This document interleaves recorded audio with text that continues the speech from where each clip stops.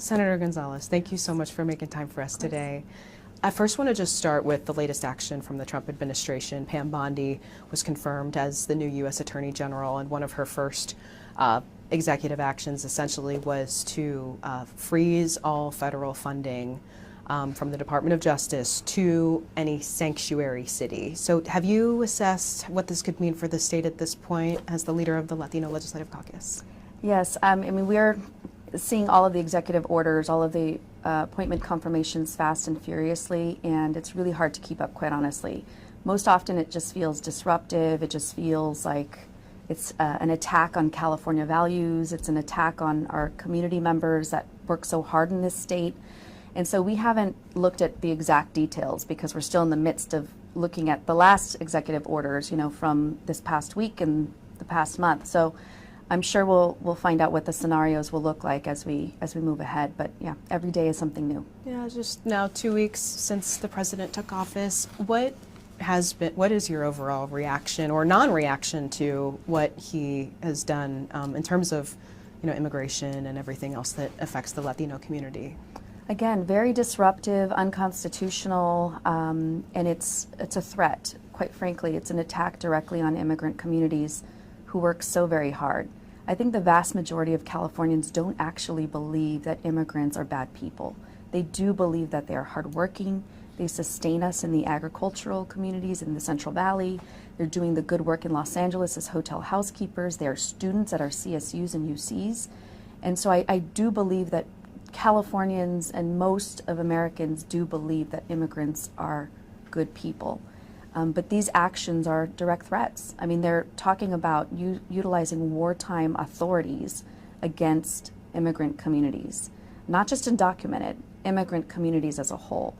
He's talked about birthright citizenship being upended, which is unconstitutional. He has talked about immigrant communities as, you know, essentially in this rhetoric that they're all criminals, which we know is not true. So it's a daily stress. I'm stressed out, quite frankly, and overwhelmed, but our community members, most importantly, are. Their families are being separated, and U.S. children and families are being deported as well, unfortunately.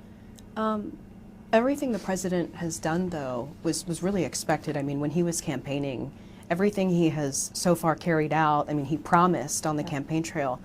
Why do you think still a record amount of Latinos voted for him? I think that, you know, he is a populist. Trump is an absolute populist, and he absolutely said exactly what he is delivering now. I agree with that. I don't know that overwhelmingly all Latinos supported him. There may be certain demographics, and depending where you're at, especially here in the state of California, it may have looked different. You know, there may have been messaging that was really organized, and I will give him that. But I think that there's realizations now happening. It's the find out time where people are realizing that their families are getting deported. They're realizing that, you know, just like industries like the agriculture industry, realizing that folks are not showing up to work. Students in the Central Valley, I heard in one case, 100 students didn't show up at a Central Valley school because they were so afraid of being deported. So I think the realities are setting in, not just for Latinos, for all people here in the state of California, and just I think across the nation, that these are real threats. It's happening now. The actions that are being taken are true, you know, just true threats, as I've been mentioning, to society and democracy, really. In the election, I mean, even with those threats, the number of Latinos represented now in the Republican Party has grown. It's at a record number now here in California's legislature at 8. We had 2 members of the state assembly, Latinos, flip seats from blue to red. And I mean, with that, I mean, I want to confirm right now in this moment, in this environment, I mean, it's still, the Latino Legislative Caucus will still not let that group in. It's not about not letting them in or barring them. That's not the case. It is a legislative Latino, it's a Democratic caucus. So just as I wouldn't ask as a Democrat, even though I'm Latina, to be a part of the Republican caucus, we don't share values in some regards. I would love if a Republican Latino would stand up against mass deportations, because it's not just happening in urban coastal districts, it's happening inland and it's happening everywhere. And so we will always find places of alignment. But when words have been utilized from some Latino Republicans that we are invaders or aliens, that's othering, it's demeaning, it's dehumanizing. And the Latino Democratic Caucus won't stand for that, and we haven't. Most all of us supported funding for undocumented community members just this past week, so that's where we stand. The mission of the California Latino Legislative Caucus, I mean, it doesn't really mention anything necessarily democratic. It says it's to identify, promote, and advocate on behalf of the professional, educational, social, political, and cultural interests of the Latino community. But, I mean, I guess now moving forward, I mean, with the stance, like, should we just be more clear that this is a group that is more geared toward and focused on democratic policies and elevating democratic Latinos? Sure, we can absolutely do that, and I think we will. I mean, everything is very fluid this time. Obviously, we went through an election that we realized, we have to stand strong on our values, and this is one thing, whether you're a progressive Democrat or a mod Democrat, we believe in one thing, and that is supporting immigrant communities and not othering them, not dehumanizing them, and standing firm against many of these unconstitutional actions by the federal government. So sure, we can put democratic language in our mission statement, but I think at the end of the day, most members, if not all of them, when they want to be a Latino Democratic Caucus member, they do a questionnaire, and the questionnaire asks them, do you stand on LGBTQ rights? Do you stand firm on supporting immigrant communities? All of these sort of basic essentials to be a Latino Democrat in the Latino Caucus, I think, has mostly been covered. So we'll continue to work together on that. If I can ask, though, I mean, the Women's Legislative Caucus is bipartisan and is made up of Republicans and Democrats, and it was that way even when Trump was elected. And we saw some overturning of, I know, what was a deeply important issue of abortion rights for that caucus, but yet we were still able to see both parties represented in that, which has a similar mission statement to the Latino Legislative Caucus. I mean, what about the Women's Legislative Caucus makes that possible, but not for this caucus? Our bylaws are very simple. When this caucus was founded, some time ago, 50 years ago, we had 5 members of the Latino Caucus that were Democrats.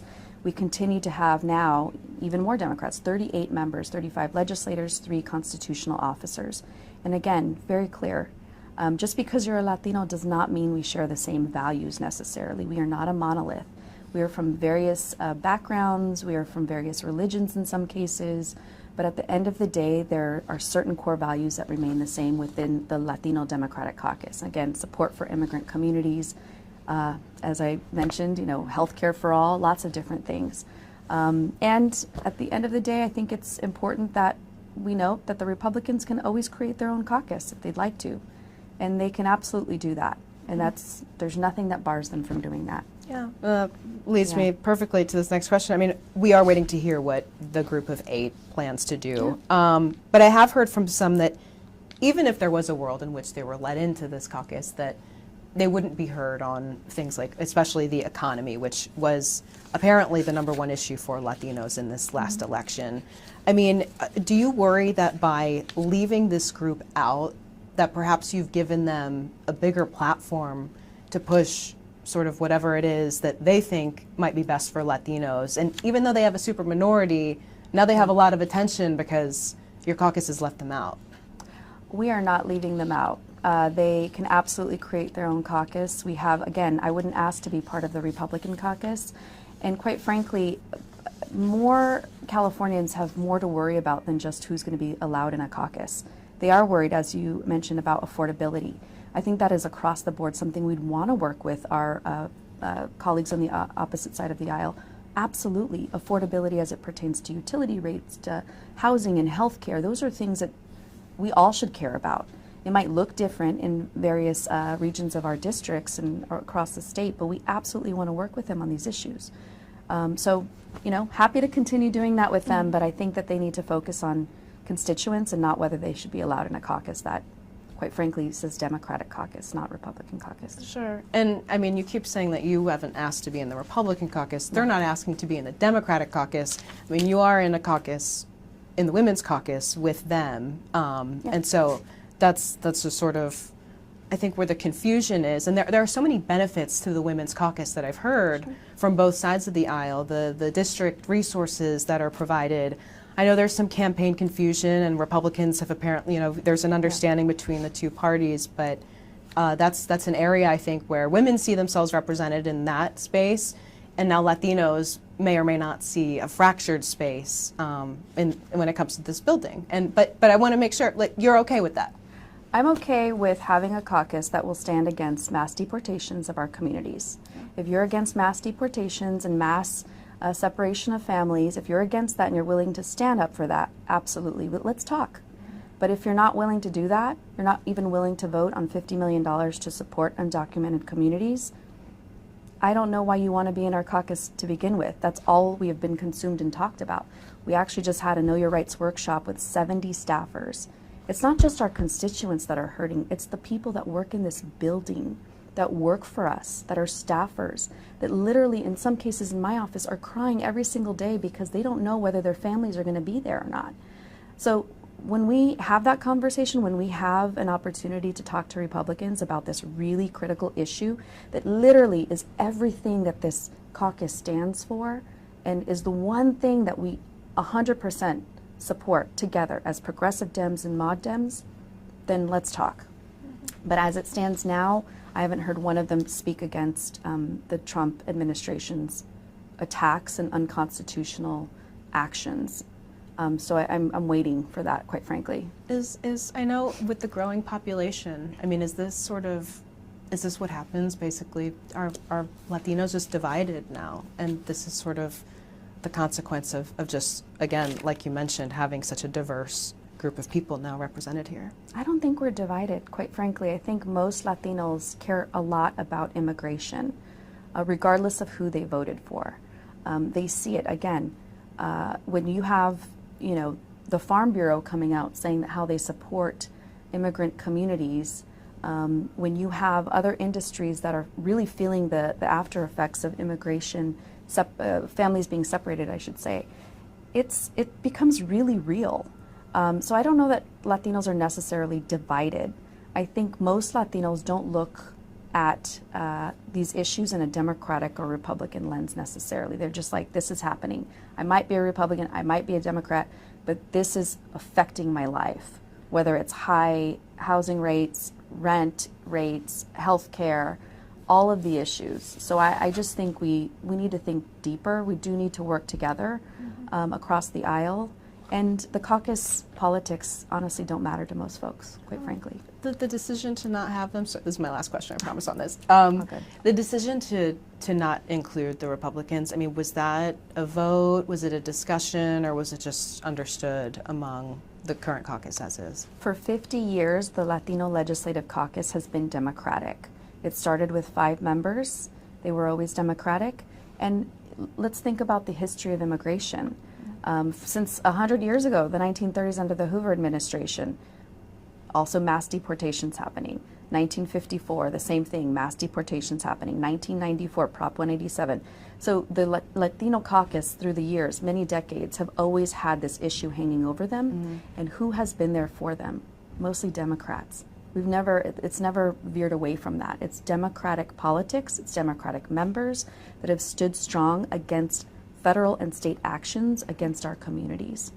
And so there's never really been Republicans here and there have talked about becoming or being barred from the caucus, and that's just not true. We're a Democratic caucus. I don't know what else to say other than that is what it is. Totally understood. These are the values we stand for, the hardcore values. I understand. With the outcome of this election, I mean, what now moving forward, what is the Latino Legislative Caucus pushing to do to either try to bring those folks back or convince them that, look, the Democratic Party is still here for you? Yeah. We are going to do a number of things. We're going to start doing listening sessions in some of our districts in the Inland Empire areas, in the Imperial, Palmdale, Lancaster. We really want to talk to Latinos and also just other residents in those areas about what happened.